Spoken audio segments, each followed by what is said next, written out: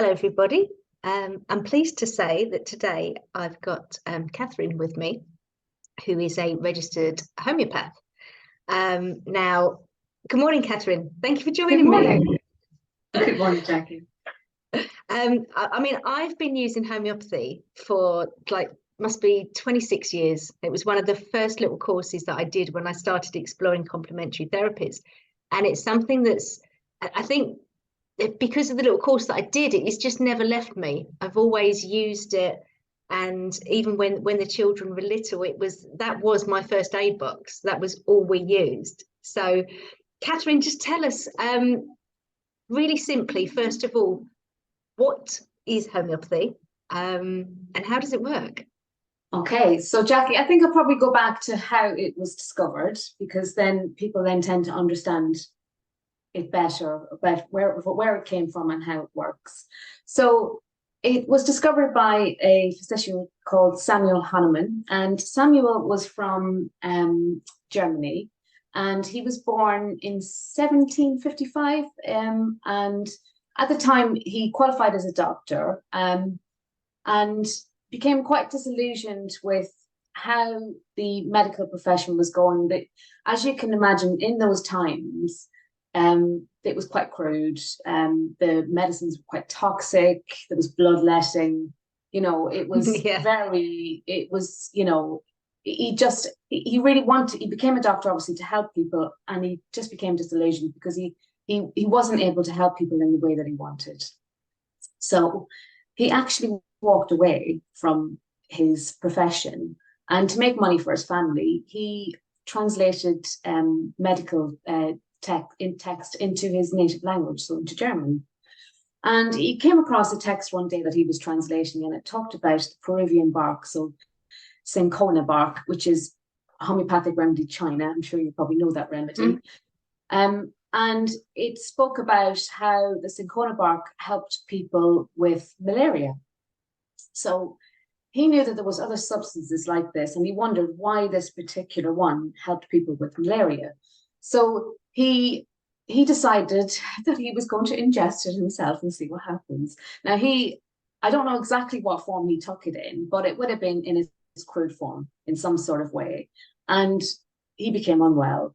And he'd done this several times, and every time that he'd done it, the same thing happened. He became unwell in the exact same way. So he started to document this, and he wrote down all the symptoms, exactly what happened. He actually got volunteers in, he got his wife to do it as well. Same thing. They might have been slightly different symptoms, but it was basically the symptoms of malaria. So he kind of wondered, well, if this gives me this in its crude form, malaria, could it, in minute doses, be able to treat the symptoms of malaria?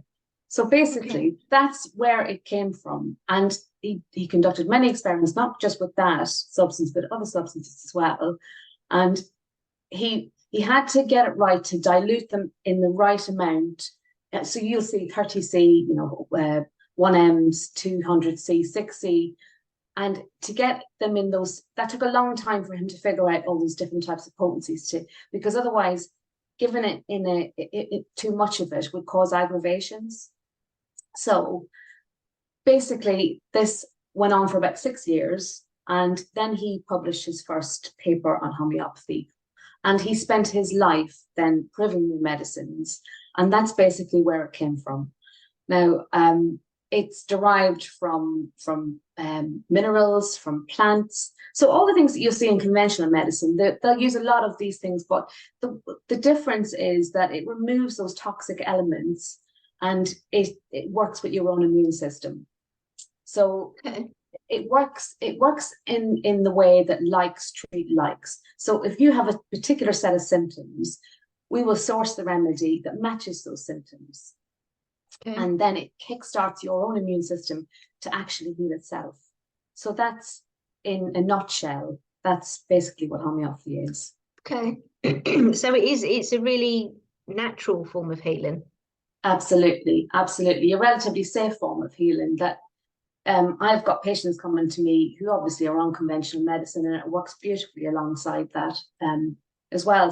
So it is safe, what I would say is, for chronic stuff, you really should consult a homeopath. For acute stuff, like, you know, the common cold, you know, flu symptoms, that kind of thing, falls, bruises, that kind of thing, absolutely fine to treat them yourself, but you need to know what you're doing as well. But for chronic issues, you really need to consult a homeopath. Okay. So how did you come across homeopathy? What's your, like you said, we recently we recently met at an event, so I don't know you that well. What's your backstory? How did you find homeopathy, or did it find you? Well, I moved from Ireland to the UK in 2008, and before I moved, I went through a really bad breakup. It was years before that, but I kind of knew that I had some issues that I need to sort out. Now, I knew a friend of a friend who was a homeopath, and I decided to go and see her. I only saw her once before I left, and then I didn't do anything about it then for a while when I moved over here. But what I'd also been suffering from chronic sinus pain as well. So I sourced myself a homeopath. I seeing that girl once wasn't enough. And but I didn't do anything better for a while. And when I moved here, I sourced a homeopath, and she helped me in so many ways. I couldn't believe that she was able to help the physical stuff along with the mental and emotional. And I've been seeing her ever since I moved here. She's been fantastic, and she is the reason why I studied homeopathy. So basically, that's how I got into homeopathy. And for years she was telling me, you need to study, because I was always very curious about what she was giving me, and, you know, how it was helping me, and looking it up and those sort of things. And I ended up going to the same college that she went to, and I studied there because the homeopath that teaches there is a fourth generation homeopath from India. So he's got generations, and his son is now a famous homeopath as well. And he does a lot of stuff online, travels the world. So the learning that I had there, and the experience that I had there, and I still go back there sometimes to help out with student clinics. And it was all down to that homeopath that I found here in the UK. Oh, that's really cool.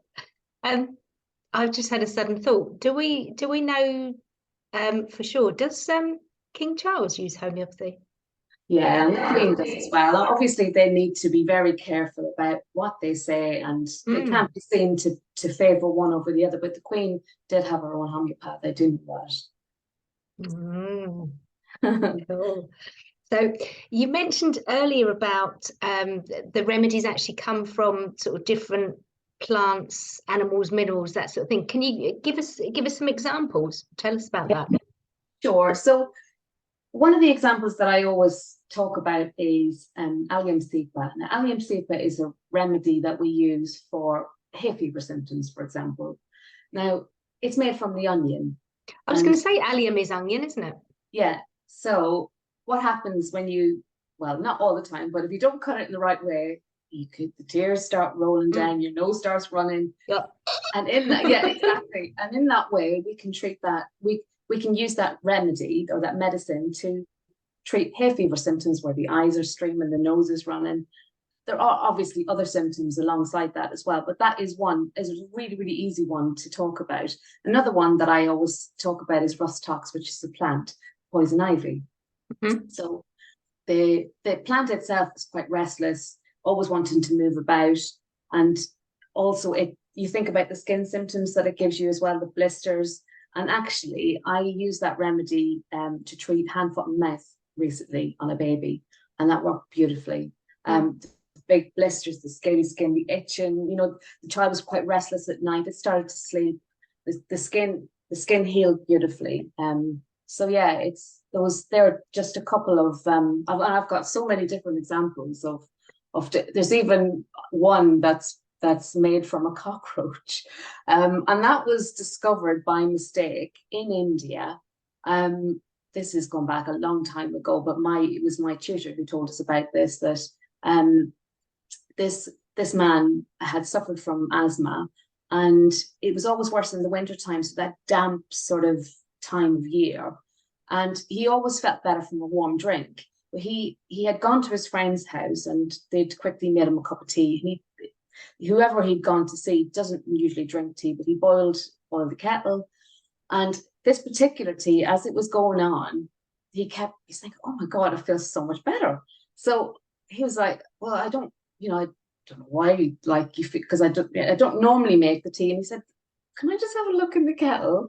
They looked in, because he said there was a bit of a pungent taste of it as well.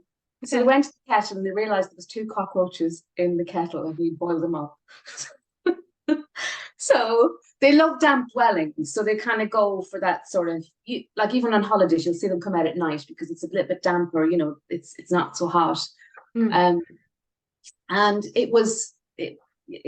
basically the medicine was derived from that then, because they realized that whatever was in the cockroach and boiled it up.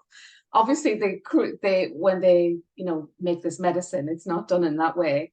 But it was founded in that way. Another one is the cuttlefish in the sea. So the ink that comes from that, and this was actually found by mistake by Hahnemann himself.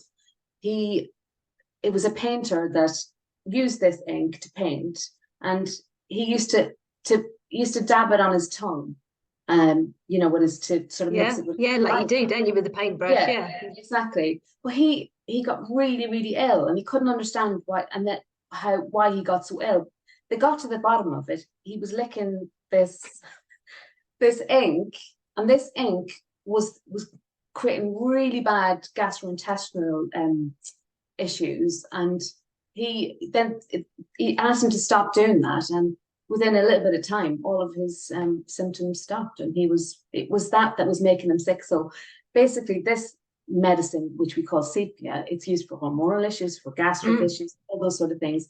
That's how it was found at the time. So, yes, sepia is used for a lot of things, isn't it? It is, yes, yeah. It's one of the so some of the remedies, they have like certain weird characteristics, don't they, to them? Like if you feel hot or if you feel cold, and that's how you sort of select a remedy.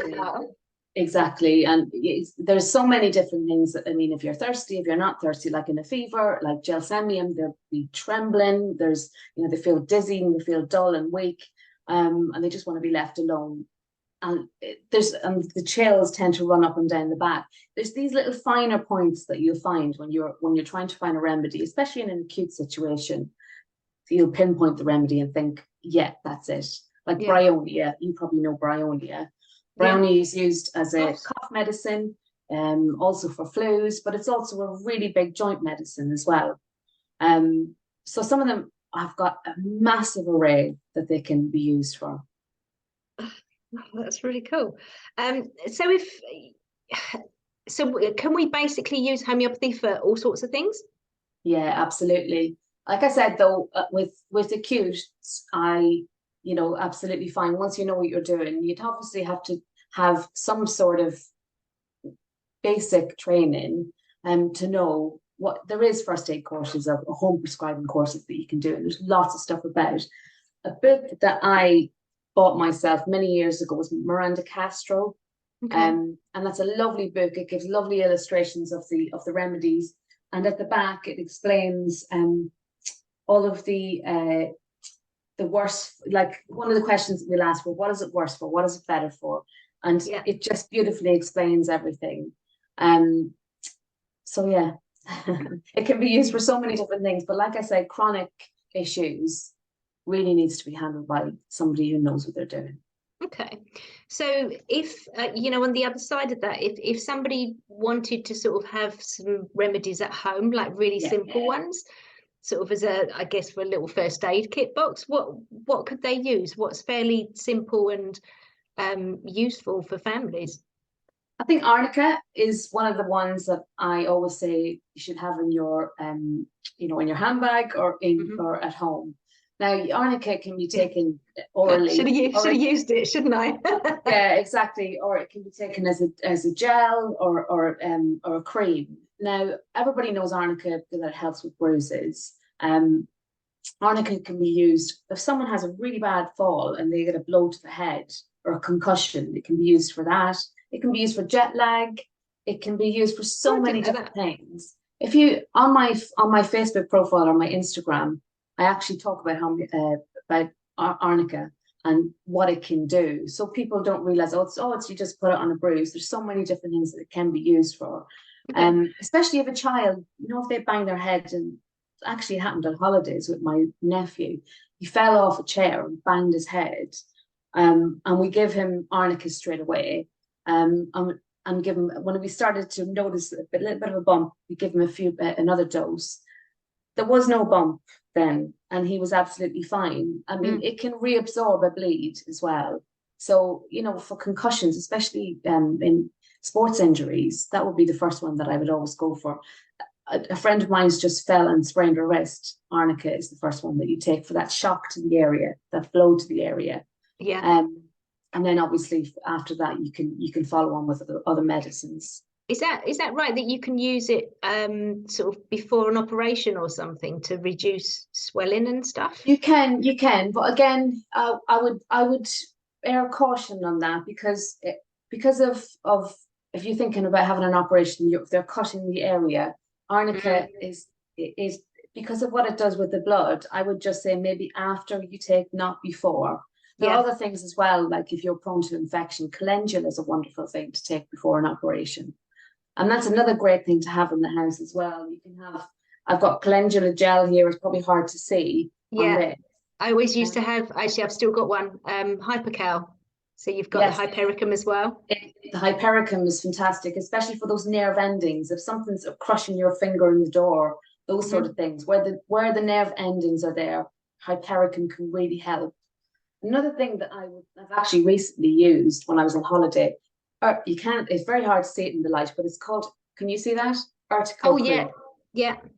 Now, let's say when you're on holidays and you got a mosquito bite, and that burning, itching, and it's really uncomfortable. That just suits it lovely. And it's also got calendula in it as well, which is a natural antiseptic.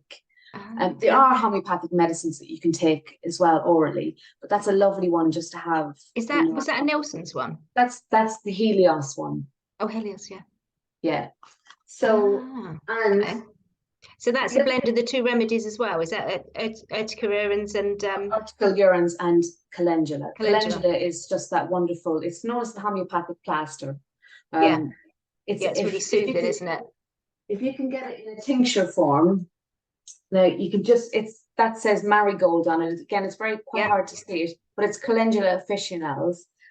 Mix that with some water. So someone has fallen and they've cut themselves. That is a wonderful antiseptic, and also it will help reduce the scarring as well. Okay, that's really cool. They're just practical. The last thing I'll say is this was the first kit that I bought. As you can see, I've still got mine. It's a bit worn, as you can see, but there's so many remedies in here, and it has its own little booklet, and it talks about all the things that we just like. What's it better for? What's the medicines used for? One of the medicines that's in here, actually, I'm just seeing the first one is apis. Now, apis is made from bee sting. So if you get a bee sting, that's the first thing I do. I actually got stung in the eye once as I was walking out in the fields with my dog. I came back and took the apis, and it was it's almost how in an acute situation it can work quite quickly with the right medicine, and that worked beautifully as well. Arnica, there you can get that in the pill form as well. And belladonna, that's a wonderful one for fevers. A really safe way of helping somebody who's just coming down with a cold is ferrum phos tissue salts. Are you aware of the tissue salts, Jackie? Yeah. Ferrum phos tissue salts. The first sign of any inflammation like that, you just start to feel. I always say start on ferrum phos tissue salts. It can arrest the cold if you catch it at the right time. Aconite is another one. There's I was just going to say aconite was the one that I was taught for colds. Absolutely. So it's also in that kit as well. And that's just a wonderful way to sort of introduce yourself to homeopathy. Do you sell those kits, Catherine? No, I don't sell them myself, but I can source them. But Helios sell those kits online. Because also, sorry, go on. They're in the UK, so you just in that little book as well, that little book that comes in the box is really, really useful, because it tells you, doesn't it, all the little characteristics and things. Absolutely, yeah. So it explains everything, and when and what potency. They're all in 30C potency, which is a relatively safe potency to take. Yeah. The tissue salts are actually a wonderful way to treat your family, and a really safe way to treat your family. And again, on my Facebook profile, I actually talk about them in more depth about how they can be used. I've my family have a lot of those things in their houses now for that reason. They'll call me and say, "What do I take?" So it's, they have it to hand. Something we haven't mentioned is how you generally take them. Obviously, the little pills, you just pop them under your tongue. Yeah. So in acute situations, I would say definitely take them dry. And if it's not working after the first 2 or 3 doses, then it might not be the right remedy, and that's when you need to relook. What I normally say with clients' family, I'll ask them to take a couple of doses, maybe one every hour, and if it starts to work, then pop one in a bottle of water and just let it dissolve and shake and sip the water. And then if you start to feel, as soon as you're starting to feel better, you don't need to continue, because also when you're taking them dry, it gives you that hit that it needs for an acute situation. You need to match what's happening in your body at that particular point in time. But then when you dilute it in the water, you're diluting it even further, and then you're gently just treating yourself rather than keep putting the dry doses in. And also they'll last longer as well by doing it that way. Oh, that's really, it's really interesting. Well, good. Okay. So tell us what are the benefits when somebody comes to see you? What do they get when they come to see you? What's the advantage of seeing someone who knows what they're talking about? Well, first of all, it's a real safe space to come, and because sometimes, a lot of the time, you find it's not just the physical stuff. There's a lot of mental and emotional stuff in the background as well. And a lot of people just want to feel listened to and heard. I actually had a lovely email this morning from a new client that I had yesterday. She said, "I really felt listened to." She said, "So thank you so much for that, and understood." So yeah, it's first of all, there's that, but then we take everything into account. It's not just, oh, we're treating that particular one thing, or you've come with skin issues, or how.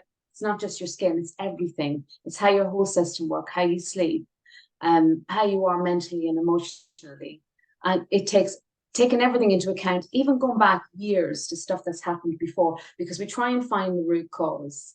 That's the real benefit. So we can try and unlayer it, and then you will just, not only will you start to feel better with the physical stuff, you will start to feel better in yourself and sleep better. So they are some of the real benefits. Yeah, well, that's really good. So how can people get in touch with you? You're based in Chelmsford, but I'm guessing, do you work online as well now? I do. Yeah. I've seen some clients in the US. I've seen some clients obviously from Ireland as well. And then people who are further away, or they just think, "Oh, I don't really want to drive today. Can we do it online?" And then that's fine. So yeah, I'm online. They can find me. My website is catherinegowershomeopathy.com. It's just my name, so it's easy that way. Yeah. You can find me on Google. I'm on Facebook, and I'm on Instagram as well. Okay. Excellent. Anything you feel you want to add? Any really important thing that we need to cover? I think really just, getting people to understand what homeopathy is and the power of it, really, and how much it can do, and how much you can actually do in your own homes, treating yourself, and not have it. You don't have to reach for the painkiller or for the or whatever else. It's if you notice a few remedies, you can help yourself. Like even with the bee sting, like I said, it's these little things that you can have in your own home that can really be such a big help, especially when you've got children as well, and just knowing how to treat them. Yeah. Belladonna used to be the favorite for my daughter when she got hot, and the pupils would go, dilate. yeah. Yeah, so yeah, that was a favorite with my daughter when she was little. I know even the thing is, even with those little, you know, the little kits, because they're little sugar pills. My brother, I gave him one as a present, and they've got two little kids, and the kids love taking them because they taste like sugar Yeah. pills, you know. So they're like, oh, nice, that's really nice. But he'd called me, that was fantastic actually for teething. He called me and said, Mm. what do I give her? She's, you know, she's up and she's kind of delirious, and you know, Oh. so belladonna worked within 15, 20 minutes and she was Mhm. asleep. So, you know, in those acute situations, if you know what you're doing and you know how to administer it, it can work beautifully. Yeah. Oh, that's really good. Oh, it's been so interesting talking to you, and I hope everybody else enjoys it as much as I have. It's been great. Thank you so much. Thank you so And much, Jackie. I will put details and stuff below the video anyway. And yeah, get in touch with Catherine if you need to know more. Catherine, maybe you need to be running some mini courses and stuff as well. Yeah, I'm actually starting to write a home prescribing course. I have started to do that. But Yeah. I just haven't advertised it yet. Will let us know when you do, because that would Lovely. be great. But thank you so much, and I look forward to seeing you soon.